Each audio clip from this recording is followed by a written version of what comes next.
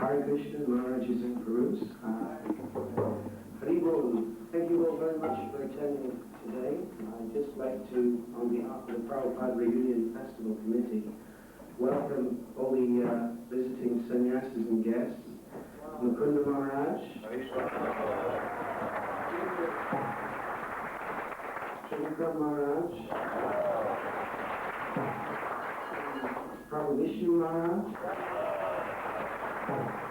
Mahavishnu Maharaj, Bhaktivedanta Swami, Bhaktivedanta Swami, oh, true? Indra Swami.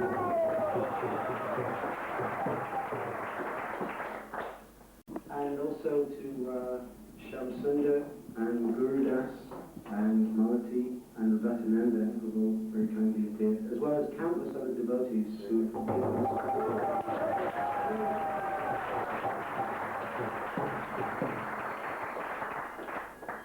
So, just to give you a brief rundown of today's events, I'm going to put these papers on the board, which give you a full timetable later on. And just for today, the program is that we have greeting of the deities at 7 o'clock, and Srila Prabhupada Guru Puja, followed by Kirtan in the temple room here at 7:10. 8 o'clock, I believe Srila Maharaj is going to be giving Chaitanya Charitamrita class.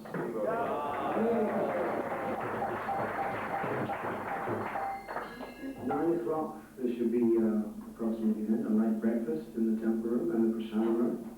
And then at 10 o'clock, there will be kirtan and a procession carrying Srila Prabhupada to the main tent here from the temple room. And then there will be a Prabhupada Maha Abhishek in the main tent at about 10:10. And then at about 11:30, we expect to have a nice opportunity to hear from so many assembled senior Vaishnavas, some remembrances of Srila Prabhupada. Should be.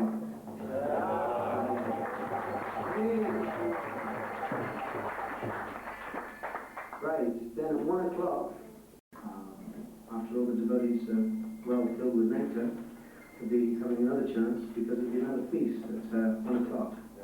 Haribol, and that's going to be basically a picnic, which, weather prevailing, maybe in Prabhupada's garden and on the lawn and various places like that. 4 o'clock, giving everyone a chance to recover.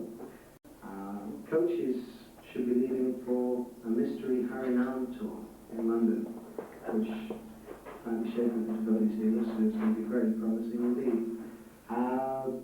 The coaches are going to arrive at what to many of you will be a mystery location. I won't say any more about it now. Then the Maha Harinam, the arriving at the Soho Street after Harinam for snacks and darshan of Shri Radha Lallaneshwara. And then approximately 8 o'clock or so, depending on how the Harinam goes on, the coaches will depart for the Manor, for the Manor, from Russell Square Park, which is, as many of you will know, fondly known by the devotees as Prabhupada's Park, where he used to go for morning walks very often in the mornings when he was staying in the very place. So that's basically the rundown for today.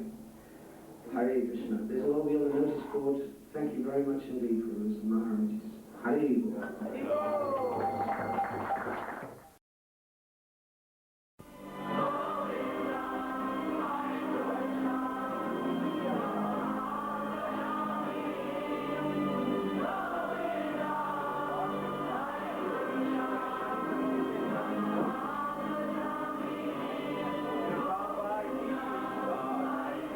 Just before the Purusha Shilakanta, we'd like to invite all the Simul Vaishnavas to offer their prayers in the setting of Bhaktivedanta Manor.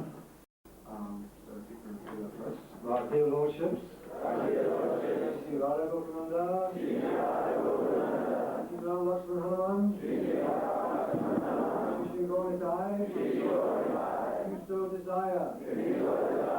Pleasure, O Lord, for the pleasure of your pure devotee, Srila Prabhupada. Bhaktivedanta Manor remain open for all your devotees. Bhaktivedanta Ki, Prabhupada Ki. Jaya Jaya Prabhupada.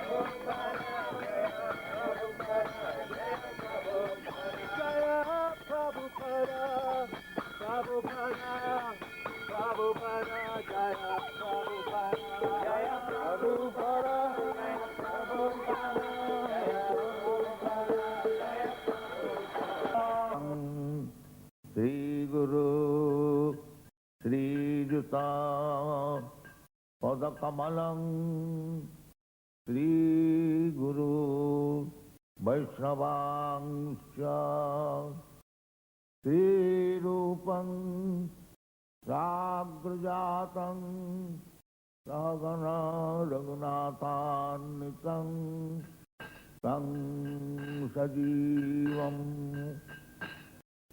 Sadvaitam Savadhutam Parijana Sahitam Krishna Chaitanya Devam Sri Radha Krishna Padam Sagana Lalita Sri Vishakhanvitam Hare Krishna, Hare Krishna, Krishna Krishna, Hare Hare, Hare Rama, Hare Rama, Rama Rama, Hare Hare, Hare Krishna, Hare Krishna, Krishna Krishna, Hare Hare, Hare Rama, Hare Rama, Rama Rama, Hare Hare, Hare Krishna, Hare Krishna, Krishna Krishna, Hare Hare, Hare Rama, Hare Rama, Rama Rama, Hare Hare, Hare Krishna, Hare Krishna, Krishna Krishna, Hare Hare, Hare Rama.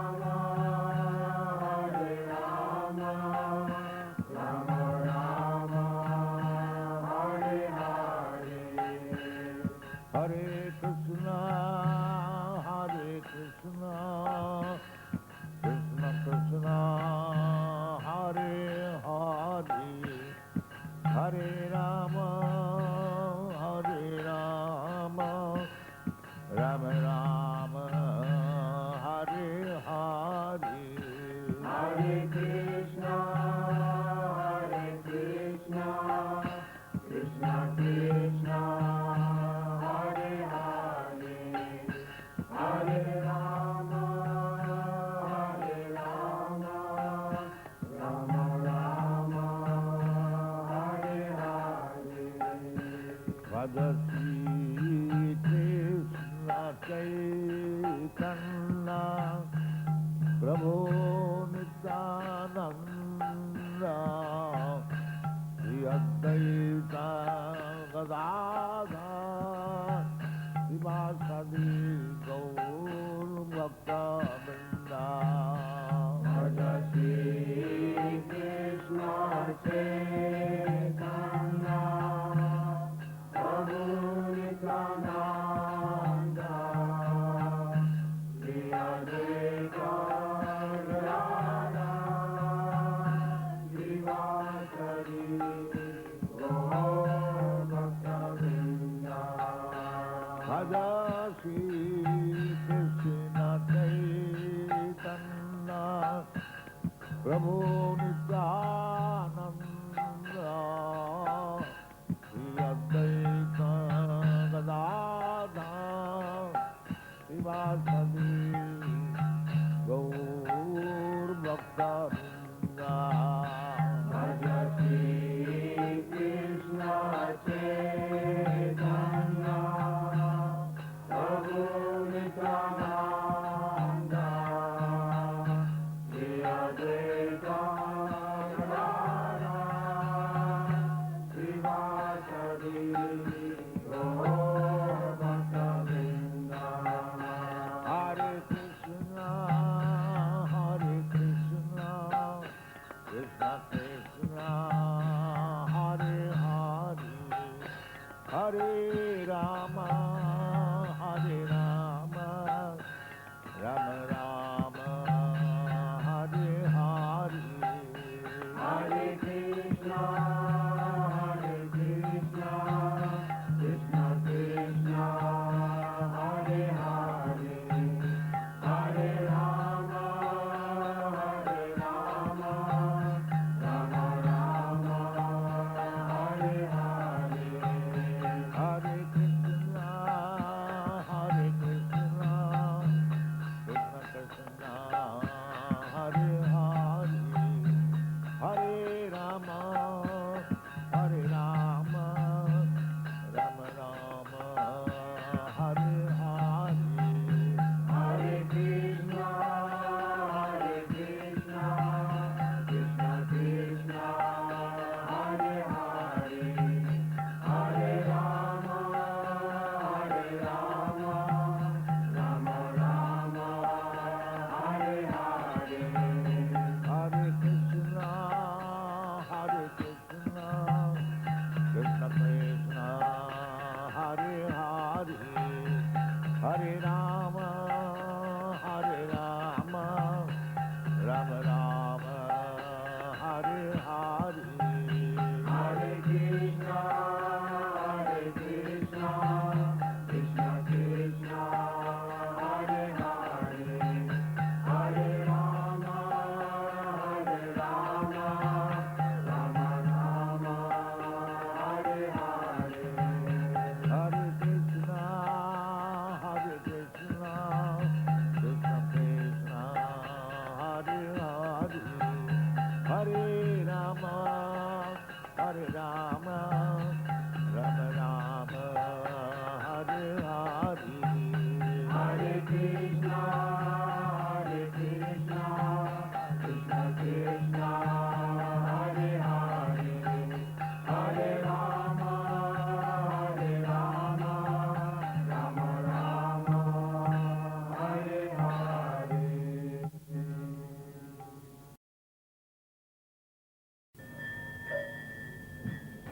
Shri Krishna Chaitanya, Prabhu Nityananda,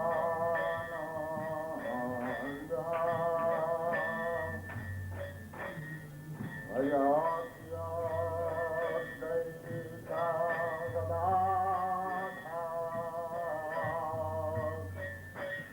Vivasati Gaur Bhakta Vrinda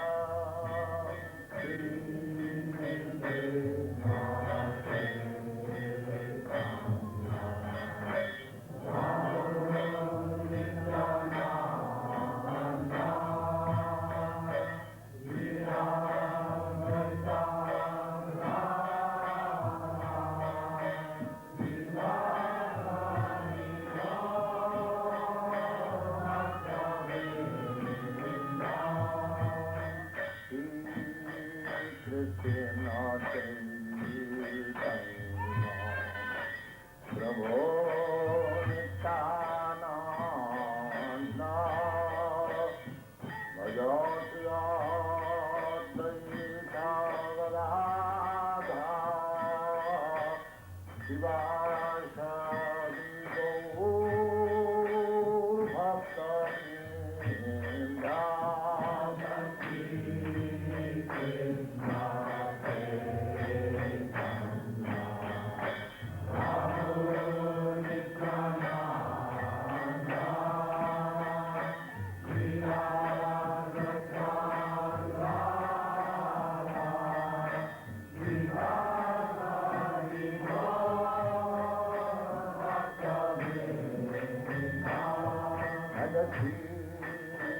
Krishna Chaitanya Prabhu Nityananda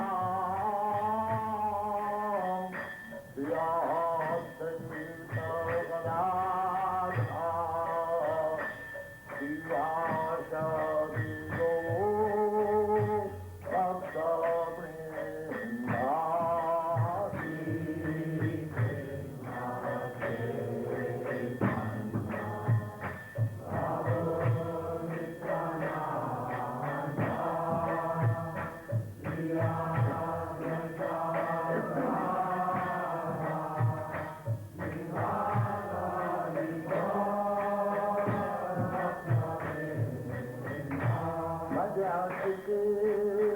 Krishna Chaitanya Bhaja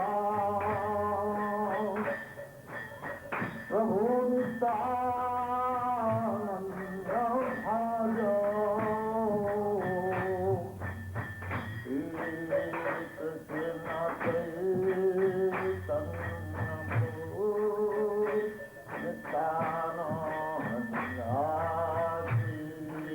Prabhu Nityananda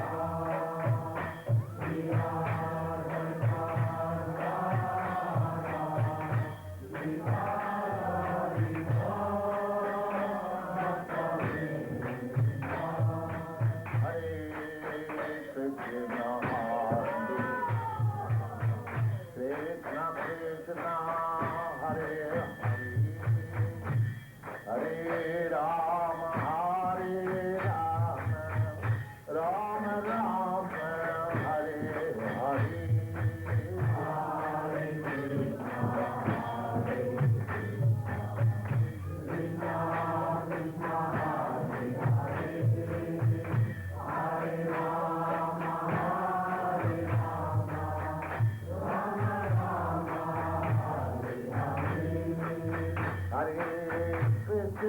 Hare Krishna Krishna Krishna Hare Hare Hare Rama Hare Rama Rama Rama Hare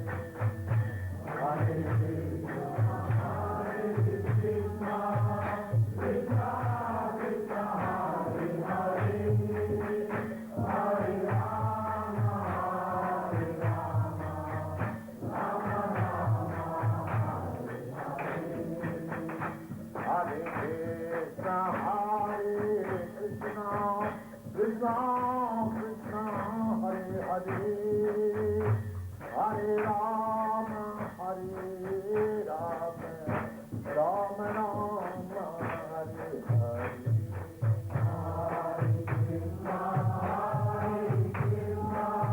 Krishna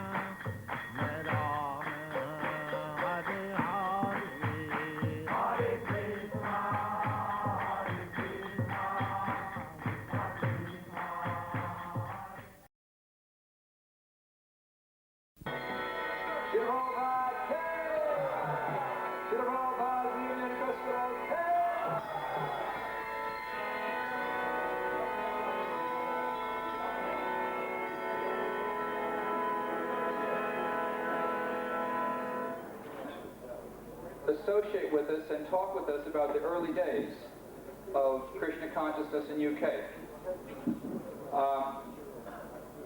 On my right here is Mother Malati, who was one of the original devotees who came here in 1968.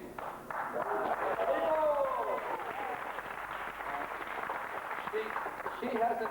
When was the last time you were back here? She hasn't been here for 18 years.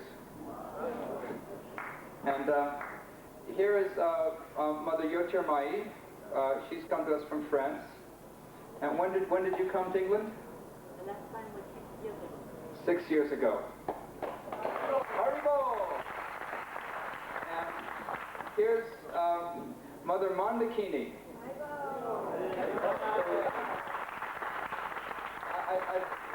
I think you and Yotirmai came here originally together, didn't you? What year was that? 1969. I was in my junior year of high school then. Now, over on my left, first of all, we have Guru Das. Guru Das was also one of the original devotees who came here in 1968.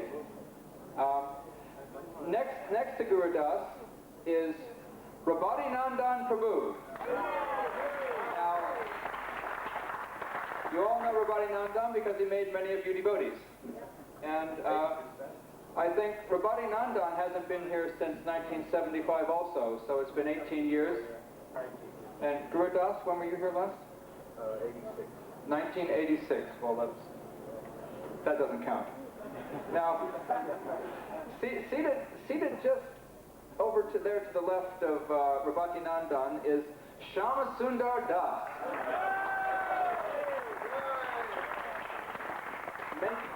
Making his first appearance on these shores in yonks and yonks. And Shama Sundar now lives in Montana, where he pursues his famous pastime of mining for precious metals. He was our first governing body commissioner and the most brilliant leader in ISKCON in those days. Jai.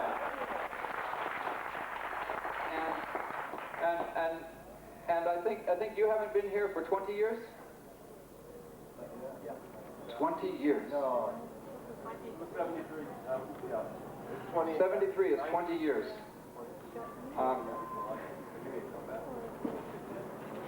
And last but not least is Mukunda Goswami.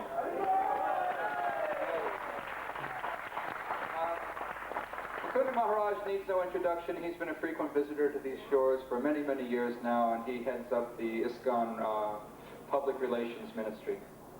Now, I don't know where to begin. In fact, I'm from America. I shouldn't even be here, but we thought today we'd talk about how these devotees were sent by Prabhupada to come here and how Bhaktivedanta Manor was acquired. So without saying anything else and making a total fool of myself, I'd like to turn it over, too late, I'd like to turn it over, I've been doing it for years, I have so much practice. I'd like to turn it over to Guru Das, who's going to start off the reminiscences. Hari Bol!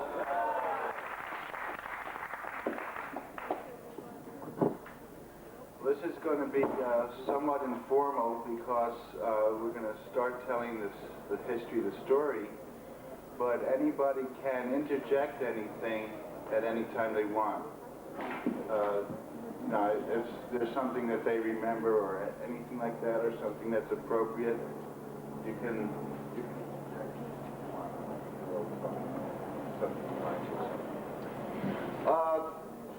I'm going to start in Canada because Prabhupada had just asked us to go to London, and we were to meet him in Montreal, the new temple, in the bowling alley. The rooms were separated by blankets, and we were so glad to see Prabhupada, and we wanted some words of encouragement, some direction, and we were there in the morning, and there was a back to Godhead with Lord Nrsinga on the cover. So I asked one of my usual off-the-wall questions, like, can we wear Lord Nrsinga masks on kirtan? I asked him. And he said, yes. He said, most definitely. He said, everyone will then follow. So I was expecting then him to continue with an example of a saint, a shloka. He says, Charlie Chaplin, 50 years before, I'm going to use the colloquial language that Prabhupada used so you get the flavor. He said, 50 years before, I saw a cinema with Charlie Chaplin. This is to encourage us to carry on the London Yatra, and if we wanted to wear Lord Nrsinga masks. 50 years before, I saw a Charlie Chaplin cinema, and he was dancing, and his tailing coat got ripped to the middle. So he went into the private room, the colloquial language, and he looked in the mirror and saw that his tailing coats were ripped. So he took the tailing coats and ripped them all the way to the top.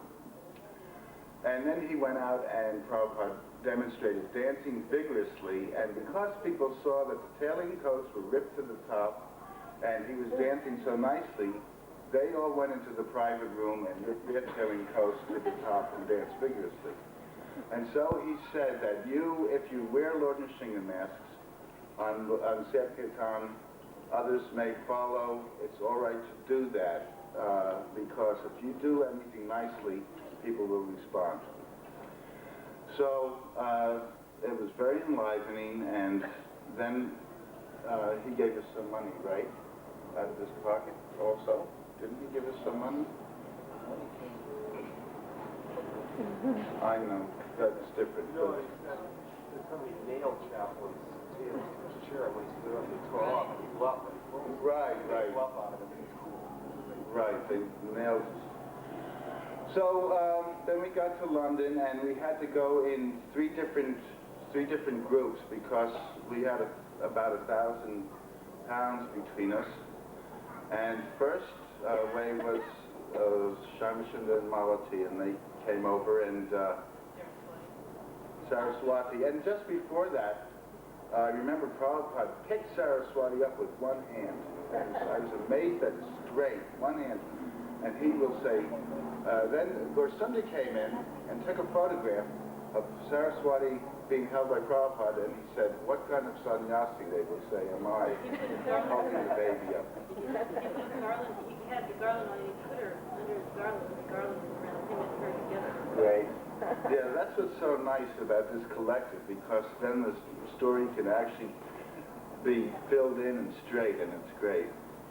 So then they went first, and then they sent us the partial amount of the 1,000 pounds back to Amsterdam so that Jamuna and I could come in with saying that we've got approximately 1,000 pounds.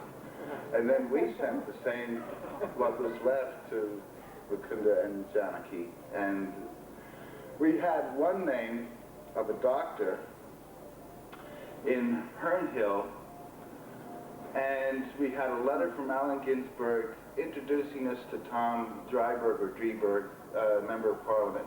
Now the beautiful thing is this shows how a seed can start from a beginning and flourish into a place like this, with cows and people and manners and people with manners and devotees.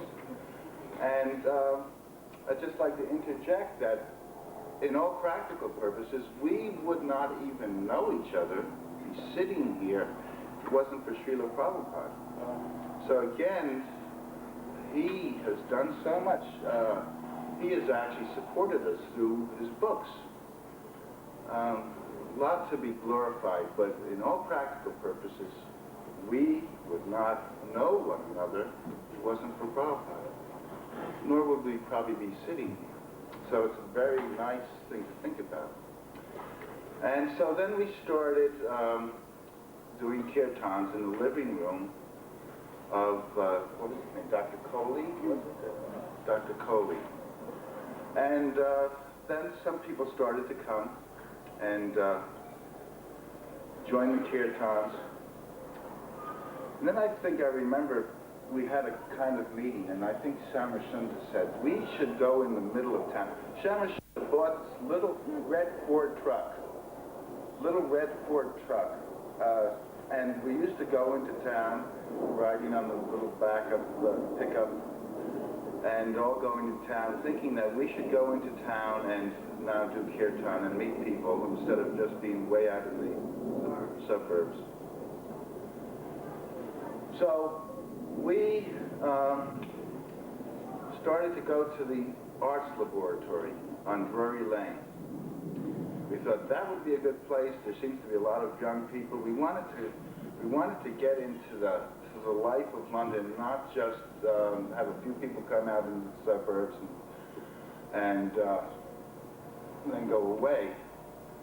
So we went to the arts laboratory and we started to do kirtans on Wednesday nights and some talking, lectures, and people started to respond. And soon a few people started to come around some more. Down the street was a newspaper, International Times, an underground newspaper, so we decided, let's start doing some articles. Jamuna did a cover of the Sanskrit Hare Krishna mantra. I wrote up the Prahlad story, paintings, and we had 2 back covers, and then we did a small article. And we're starting to get known now in the underground and the various community.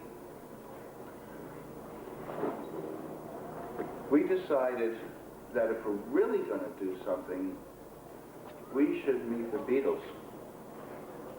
Because we saw an advertisement that said, come sing with us. And it's like that they were saying, come give us your ideas. I had a picture from New York City of all the devotees of arms race, so we sent something, come sing with us, and then we decided, let's do an actual planned campaign and just saturate them with our presence. So we had the International Time articles.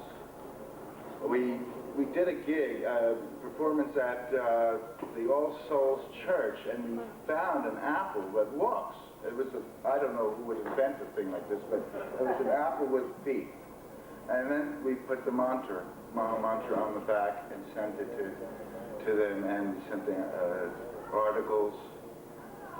Then we made a demo tape at the Arts Laboratory, a simple demo tape with Mukunda being the musical director, and really, it was very fine. They could get an idea. And we met the secretary, Chris O'Dell of George, and she helped us out. She liked us. We originally went to see Peter Asher, right? We went to see Peter Asher. He gave us the runaround. At this time, because of our contacts back in San Francisco, and especially Shamashunda, knew Rock Scully, the manager of the Grateful Dead at the time, wrote to Shamashunda that he wanted to come to London. So we said, sure, you know. And they came over, Rock Scully, and a couple of Hells Angels from Oakland, and their girlfriends. With their motorcycles, by the way. Yeah, Ken Kesey, a self-proclaimed Buddhist. Some guy that said he was a Buddhist. I think that was it. They come in, they've got their motorcycles. They paid 500 pounds apiece for their motorcycles on the plane. They get off the plane, Shamashunda meets them. He's got some of the motorcycles in the truck, and they're coming there, and they've got weapons underneath their stuff. The Buddhist is there, and so we did our usual thing. We made a feast. Oh boy! I mean, it was really a feast. Oh, by this time we had a place. We weren't in the suburbs anymore. we met an independently wealthy guy named Nigel Samuels. And I remember you guys are saying, oh, you're good with people, you meet him. We were all trying to say, you deal with him, you deal with him. So they kind of pushed me, and I was pumping his hand. And surprisingly enough, he turned out to be a very nice person, and he said, well, you could use the warehouse where we're keeping the International Time magazines, because they were going to move down the street to another location, so they didn't need it. Samuel Jeweller's family. Yeah, he lived in Portsmouth Square.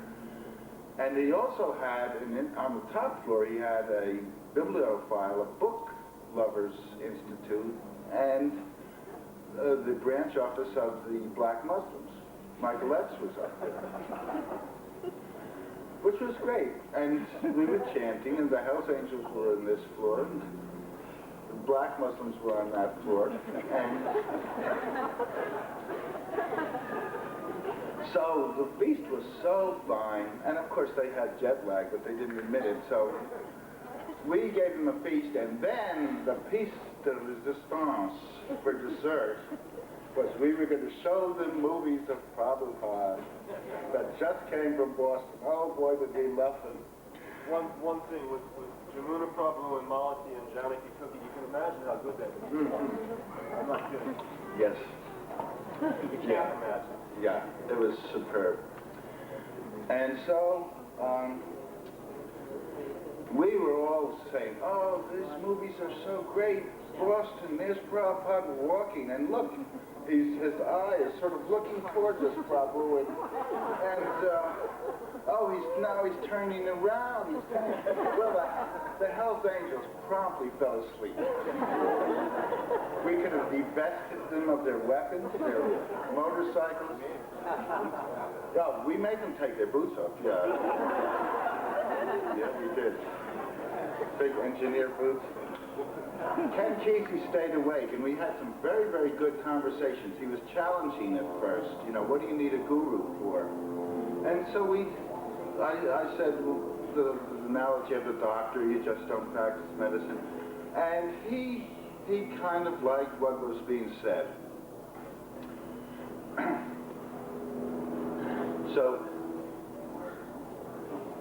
So he became interested, and in fact, he eventually moved here for a while, and I went over to his house and cooked, and he became a vegetarian for 3 or 4 months, I think. And so the Hells Angels wanted to know where they could start a branch themselves, and we sent them to the arts laboratory too. So they did Thursday nights, we did Wednesday nights. And then soon, it was very nice, the articles were coming along, and then we did our campaign for the Beatles. The Walking Apple, the International Times, the demonstration tape, the demo tape we made finally got to George, got to Peter Asher through Chris Adele. But, and Shama Shunda is going to have to fill in this part. Apparently, the Hells Angels, from what I heard, went to the Apple offices. And I heard the story that they were going to wreck the offices and Shama Shunda made peace. And then I heard the story that they were just there, and Shama Shunda was there, and George came down and saw Shama Shunda in the robes and was interested in us already, and then came over. But I'm not sure. I like the story where you say, yeah, well, didn't you make peace? Yes, they were getting... So Shama Shunda made peace, and so they actually, in a sense, really owed us one too, because the Apple offices didn't get trashed. So then George came, and it was great. He came to Betterton Street, and he loved prasadam. And he'd get intoxicated just about from prasadam. And then the demonstration, the demo record came out, and we started to practice and make the Radhakrishna Temple recording. And then it just about started taking off, but not just because of the recording. Then new devotees started to come. I felt very fortunate to be in this presence because I felt we were really a good team. And we already had experience from San Francisco of being flexible, doing what you have to do for Krishna. Sometimes that's necessary. I heard that Prabhupada once tied up a microphone with a Brahmin thread because it was needed. It was going to fall. Lots of examples of practicality, and this is the flexibility. And I felt that these Prabhus, what I couldn't do, they could do. And it was very complimentary, you know, like, okay, you go pump Nigel Samuel's hand if that's what's needed because you're gregarious. Sharma Sundar was building the started. He brought over a whole boatload of redwood as we're coming in with 1,000 pounds. But by the way, we're declaring a whole boatload of redwood. And Mukunda, I must say also, it was like my Siksha guru. I watched him in San Francisco and was very impressed. He always appeared above the mire, transcendental, and he's also my brother-in-law. And, you know, I just love him and was impressed, and it felt good, this compliment. We all complimented, and the same thing with Malati and Jamuna and Janaki. It's like a really good team. And then, and Prabhupada's the coach. Prabhupada's writing us, and he's coaching us, and we're doing it for the coach. And then we get the bolstered addition to our team of 3 women from France, hard-working, wonderful devotees, and Mandakini, and Jyotirmayi, and Ilavati is not here. And then other people started to come from the arts laboratory, kirtans. I don't know if any of you know Kula Shakar. Probably his fame precedes him, but he came, and a guy named Jimmy Doody, who didn't get initiated, but he invented a light machine. So we were bringing the light machine around, 2 wheels and oil and water didn't mix. Jimmy Doody's brother, who couldn't pronounce the Sanskrit names, and called Vishunda Sami Shu, and Tirthapada, and Dick Vijaya, who was like spaced out in 10 directions, and his wife, Prithu, and it started to become very popular. And then we came out with the Radhakrishna Temple single. And George was the finest producer. He not only produced the music, but he had to get all us non-professionals together. And by this time, there must have been about 25 people, 30 people. Ishan, I remember, came. Well, that was at the recording, yeah. Shai Mission said Paul McCartney was there. That was interesting because that was at Abbey Road, and we were recording. And Paul McCartney came in, and Paul McCartney's wife, Linda, was in my homeroom class in high school. Linda. And she was like this snobby lady, and now she was kind of mellow and everything. And she comes up, and we're listening to the retakes, and we were worried because we did the Hare Krishna mantra, and Malati did this gong at the end. This gong, it turned out to be the most perfect gong in the world, but we weren't sure. But she knew, George knew. But so there we're listening to the outtakes. So I'm saying to Linda, you know, by the way, you were in my homeroom class in Shade. And she says, what? Because it was kind of a rich town, and she didn't think that anybody from the rich town would be like a monk. And she was surprised that you were in my homeroom class? No, I don't believe it. So I said the name of the teacher, and she said, yes, that's the name of the teacher. She said, yeah, I didn't think anybody from Scarsdale would become a Hare Krishna. And I said, why not? Krishna owns Scarsdale too. So,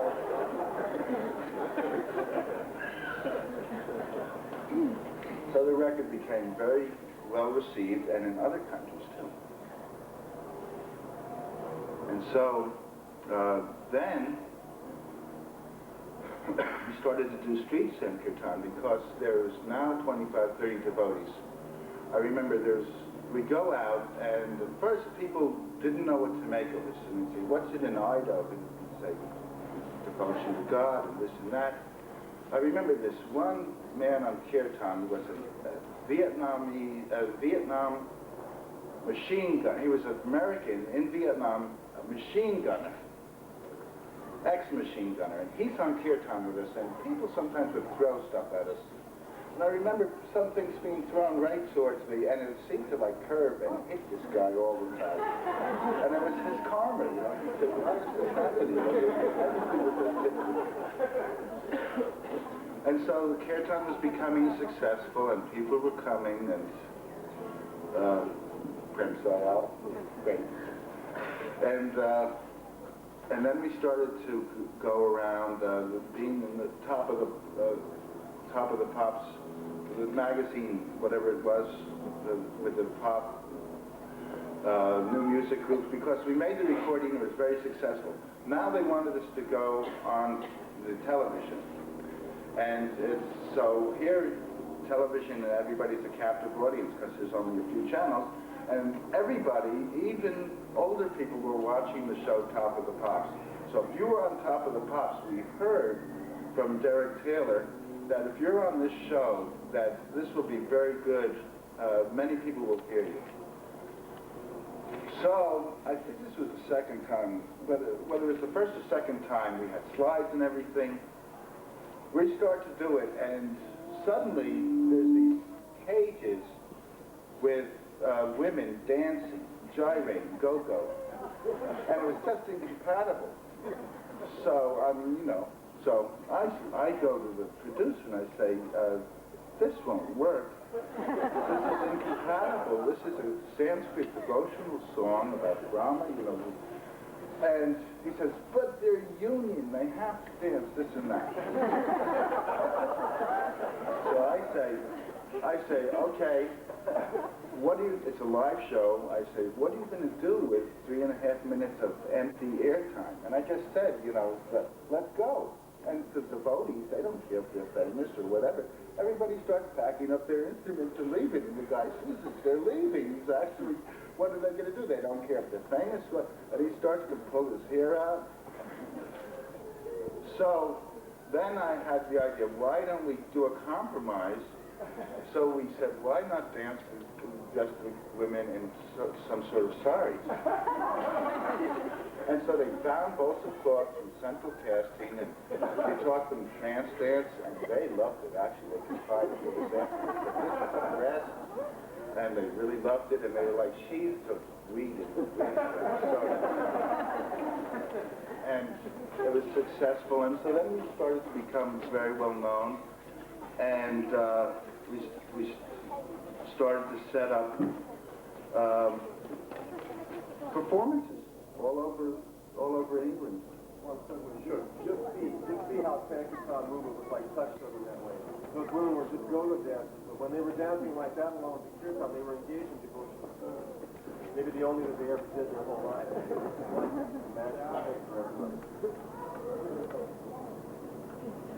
So we started to do various programs all over England, and then I think I was temple president, and then I sort of had the idea, well, maybe just Grihastha should go to these nightclubs, not brahmacharis,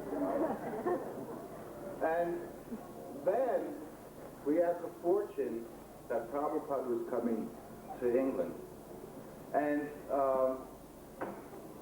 one thing, when he got here, by that time, we had found a very buried place, and we had sublet it from, what was that person? Jones. David Cocky. We had sublet it, and I remember we were so busy. You remember we were so busy with a performances and getting that I saw you once on Oxford Street, and we just had time to just say Haribo Prabhu and not even stop, and we were just going. Right. And Shaimachanda is building this upside down ship.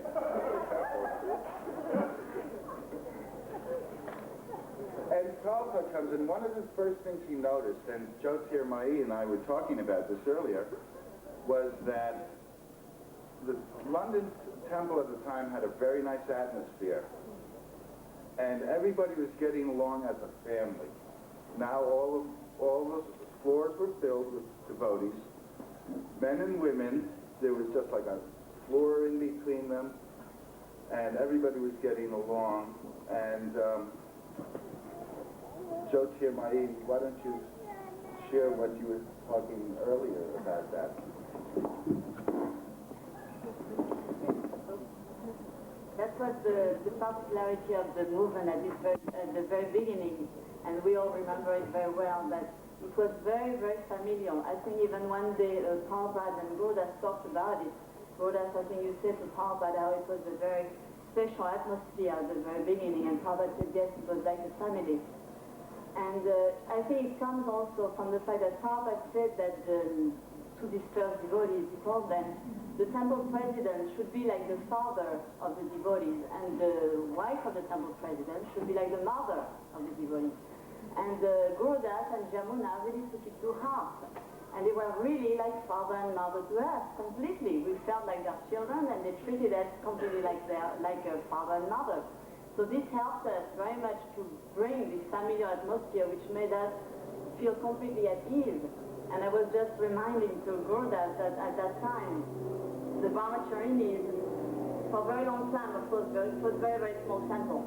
So for a very long time, all the Brahmacharis and Brahmacharinis were having very little space. And then when Shamsundar did the Ratha Yatra car, after that, we used the Ratha Yatra car wood to make bunk beds for the Brahmacharinis, 3 levels on both sides. Like that, you could fit more people in this tiny little room. And so in the evening, the Brahmacharinis would be going to sleep, of course, and Gurudas, like our father, would come and read to us the Krishna book. Or even at that time, it was not even really reading. The Krishna book was not out. It was only Jamuna and Gurudas had some manuscript paper. So they would come and tell us some stories from this book that was not even out. So only us knew some stories from the Krishna book. It was really extraordinary for us to hear these stories. We never heard anything like that. And he would like that in the evening come and read us the stories. And I remember some other devotees who did also this familiar atmosphere were Hansadutta and Himavati, that she also was so much acting like a mother that I remember she would go make sure that the Brahmacharis had cut their nails or that they had socks of the same color. And this was so much the atmosphere that for us who came at that time, we took it very seriously. We saw these devotees were acting like that. So at least for myself and many others who did the same, we wanted to do like them, of course, to take their example and do the same. And so when I was sent to France, after I had been only very, very short time in London, I was only there since maybe 6 or 8 months. And then my husband and me, we were sent to Paris in the beginning temple there. And I was temple commander. And I did the same. I thought I had to be the mother of the devotees. So I did the same. I was making sure the Brahmacharinis and the Brahmacharis were clean, everything was organized. And it was always keeping this very, very familiar atmosphere, which is something I think we have to try to bring back now. With more devotees, it's more difficult to have this atmosphere.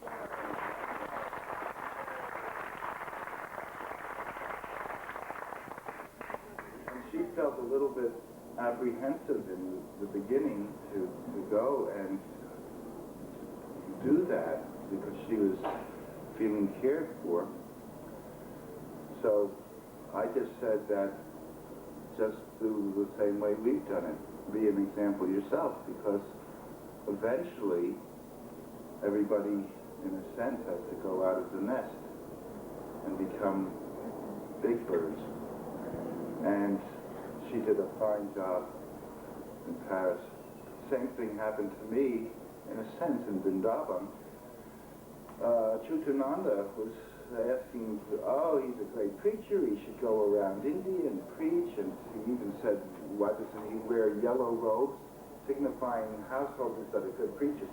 Prabhupada looked at him like he was going to Mars, you know, we don't need another, you know, sect kind of thing. So the yellow robes didn't go, but I said to Prabhupada, well, what should I do? Should I preach or stay in Vrindavan? He said, you're in Vrindavan, what you should do is preach to devotees.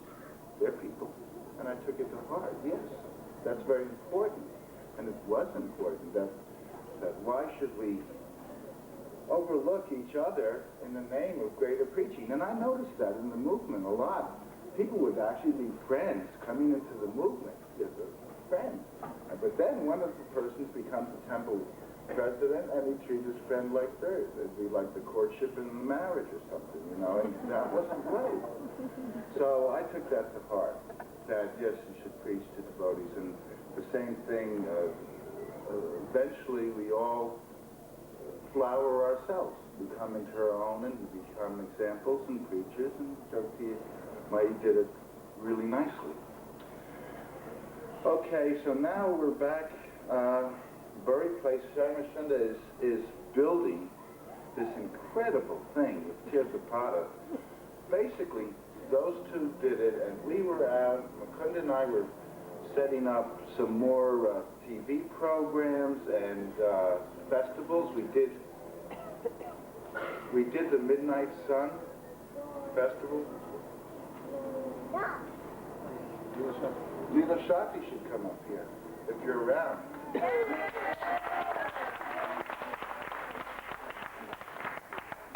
Then three Swedish, two, but they seemed like three in power, and they were twins-like, and so they appeared to three, and they were great, and they came eventually to do some work.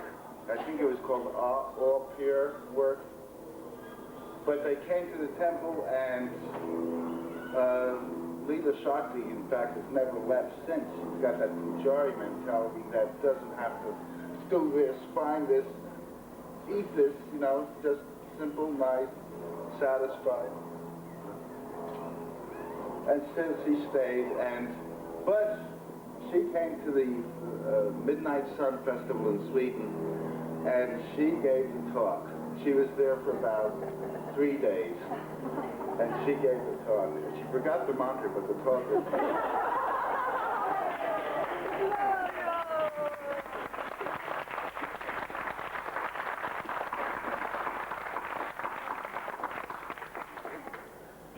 And so Shyamachan is building Bury Place, and so somehow or other, I forget who asked, but it was arranged that we would all go out and live with John Lennon on his estate. And also part of the arrangement was that we would help John Lennon do some restoration of his place. And so I put out a word in word of mouth, no advertisement, at Portobello Road, Notting Hill Gate, that here's a chance to live with John Lennon, but you have to do some work. But our plan was that these people would become devotees. And so I screened about 10 people. And about 6 people came, and 4 out of those 6 stayed. Jaya Hari was one, who became devotees. And 2 people left. In fact, I met one of the persons years later, and for 3 days he was looking at me like I was on a computer screen, Mr. Potato Head. He was giving me hair, taking hair off, it was going like that. And after 3 days he says, were you on John Lennon's estate? And I said, yes. He said, did you wear yellow robes? I knew what he meant. I said, no. I'm wearing yellow robes. He says, is your name Gurdas? And he said, I was one of the people who left. It was very nice. 4 people stayed. More and more devotees were coming daily. And Prabhupada then came and picked him up in one of John Lennon's cars, and there's a press conference, and he came out to the estate, and again, it was so nice. Prabhupada was there, the father, and I remember John and Yoko, and George came too, but one time I think it was just John and Yoko, and they were talking philosophy, and Yoko at the bottom of the stairs said to John, "This man is living so simple, and he's so great. We couldn't do that, could we?" She was admitting that this would be very difficult. And Prabhupada was amazing. Here it is, one foggy, dewy morning. Prabhupada was the only one who had the intelligence to wear rubber Wellington boots. We were all wearing our Keds and Converse sneakers, as usual, or running out to walk with Prabhupada without any shoes at all. She's there, you got to run. And we're walking on John Lennon's estate. It's palatial, there's lakes, there's donkeys, there's every tree that can be planted in that climate. There's greenhouses, and Prabhupada's walking with his head raised and noble and regal and transcendental, and we're like Keystone Cops trying to jockey for position next to him, which I stopped doing years before because he just might say, "Where's such and such?" and you'd get next to him anyway. But I saw this worm, and it was going towards Prabhupada's feet. And it was just like, it was inevitable that this worm was going to go onto Prabhupada's feet. And I'm going through all these mental recriminations. Well, maybe the worm will be like somebody falling under the Jagannath wheel. But maybe I should be compassionate and help Prabhupada. You know, there's a worm there. Or maybe I should just move the worm. By this time, the worm is there and Prabhupada's foot is there. And it was so interesting because the worm kept on going and Prabhupada kept on going. And I noticed in the grass, it was like the cats and the Converses were closely implanted at Prabhupada. You couldn't even see his footprints. It was just like going on. And speaking of animals, the next day, I'm in Prabhupada's quarters and I'm photographing and I see a butterfly on Prabhupada's desk. Prabhupada takes his finger and goes like this, and the butterfly jumps on Prabhupada's fingers. So again, mental thing. Should I photograph? This would be a great photograph. The butterfly, but then I don't want to spoil the moment with the loud click of the camera. And the butterfly flew off. And Prabhupada, as you can see the photos in Prabhupada's rooms. You want me to drink water?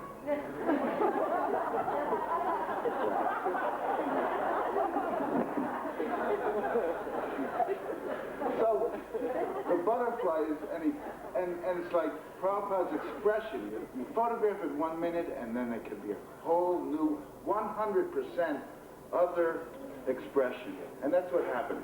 Here, come little butterfly. The butterfly jumps on his finger. The butterfly flies up, and then he was just thinking of something else. It wasn't, oh, wasn't that great? I'm still... And then he said, open the window so the butterfly can get something to eat. He was that thoughtful. He was that thoughtful. Going back to Jyotirmayi's story, actually, I didn't say anything about it being like a family in the London Temple. Prabhupada did. He said that there is no mixing before marriage between men and women in this very place, and it would be very easy for this to happen. And it's not, there's no mixing because this is like a family. And he says it is not artificial. And I thought, yes, it's a family, and we're just doing the best we can, pulling together, everybody adding what they can, no judgment, just a family.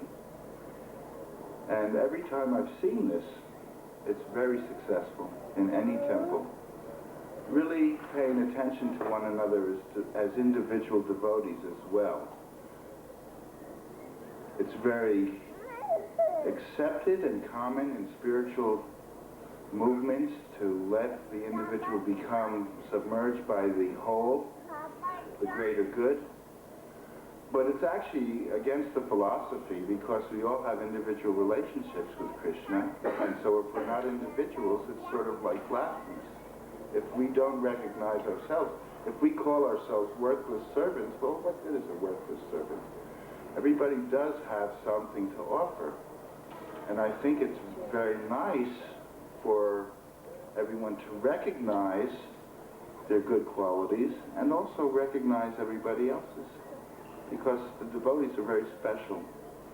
And again, this phenomena of somebody new coming into the temple, yes, I'm interested in what you're saying. And then they join and well, here's a towel, go into the brahmachari ashram, or whatever.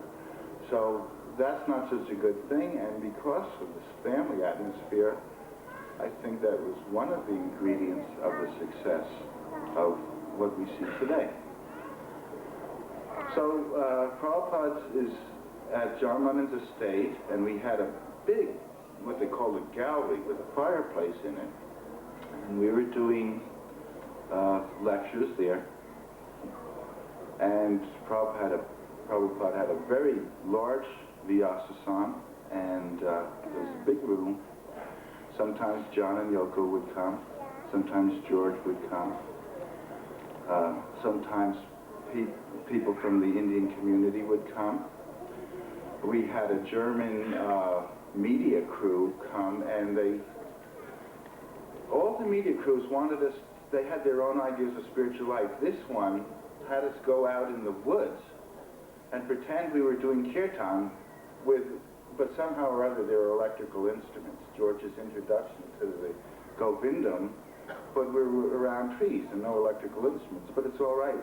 We did a program in Amsterdam, and they put dry ice in front of Prabhupada so it'd be smoky. And again, go-go, but that didn't happen. And Prabhupada noted that this television studio is under the ground. There's a chance that many people will live under the ground in the future. He was pointing it out. We did a program in Edinburgh where we were sitting at a cafe table with red and white tablecloth, like an Italian restaurant, and suddenly the tables part and there's madras things for us to sit on, and we're doing kirtan. So media crews are starting to come out, Top of the Pops, magazines. We're getting very well known in all circles of London. All circles of London. It's time for the opening of Bury Place, and magnificent temple. And we had to then get deities. And I didn't go that day with Prabhupada. I was back at the temple, but did anybody here go to the Hindu center with Prabhupada to get, would you help telling that story? You have to get the deities. Mukunda was there, so he'll tell about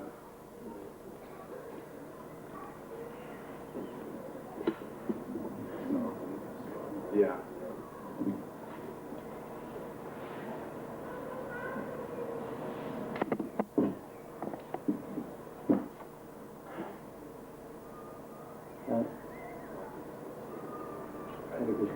At this time, Prabhupada was staying in an apartment on Baker Street called Farley Court, just opposite the Wax Museum. And it's actually on Marylebone Road near Baker Street. So it was coming time to get some deities, the soon-to-be open temple, and there were no deities. I'd been carrying around a set of wooden deities that Sundar Govinda had carved, Radha Krishna deities about 18 inches high. So Prabhupada said, yes, you can get them cast into bronze.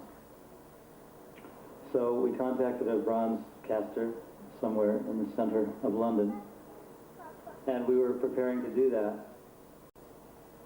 Then a telephone call came to the apartment, and the message to Prabhupada was that there's a certain gentleman wants to donate deities. These are 3-foot high deities, marble deities. So 3-foot high deities were unheard of, what to speak of marble. So, but there was some doubt about this individual being able to make good on his word. So it was expressed to Prabhupada that, well, we don't know about these people, really, Prabhupada, if it's worth it. And he said, no, you must go immediately. So we went, and yeah, there we go. I'm just trying to remember if Prabhupada went the first time, or we went without him. In any case, when the problem was, and this was something that Prabhupada told us not to ever say to anybody, but it became a published fact in the Prabhupada Lamrita, that there was some hesitation to let us have the deity because there was some damage on Radharani's hand. There was either some digit or the hand was broken off, I don't remember which, but they weren't to be installed because there's a dictum of some sort in Hindu tradition that if a deity is damaged, it can never be installed. I think sometimes when deities are damaged, they're taken out and buried somewhere. So we couldn't seem to convince them that we could take Radha and Krishna. And I remember when we first saw these deities, they were astounding to us because we'd never seen it. It was like seeing Krishna for the first time. Remember, Krishna was white, but Radhamananishwara, he had a bluish hue, and there were some little marks, vertical marks on the forehead. So it was an amazing experience to see the deity, and we could understand immediately how Prabhupada was so keen to have him. So we couldn't convince them.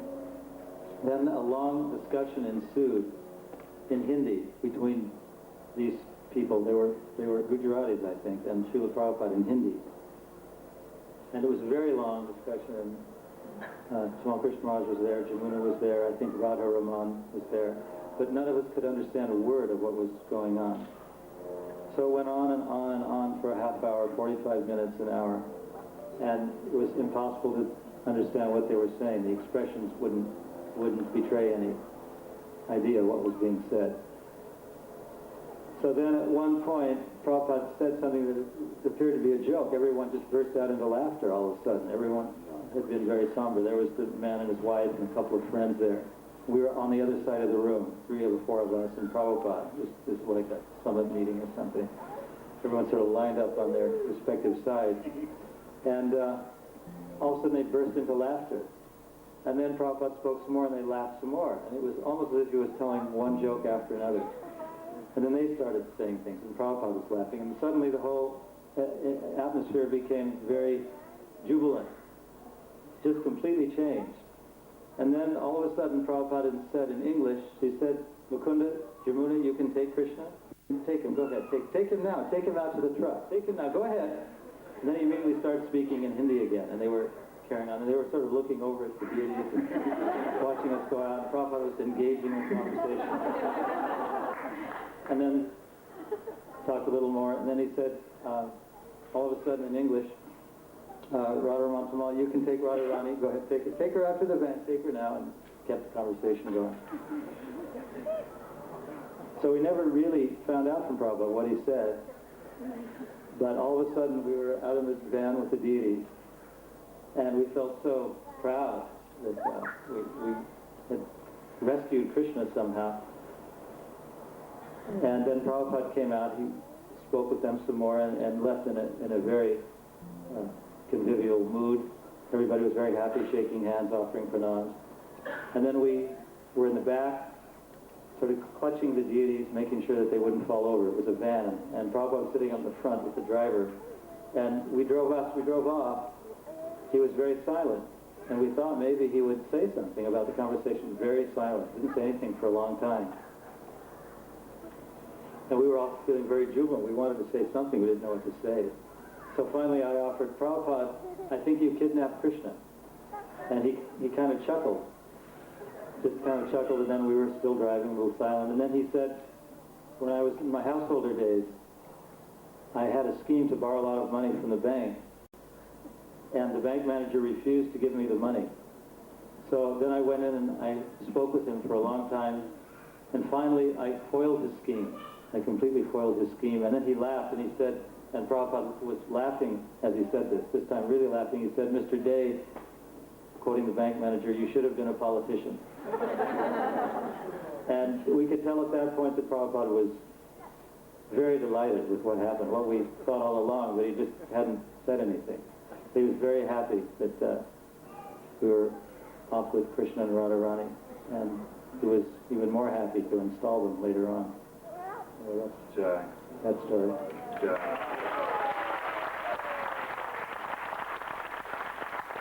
And a very non-duplicitous politician. For instance,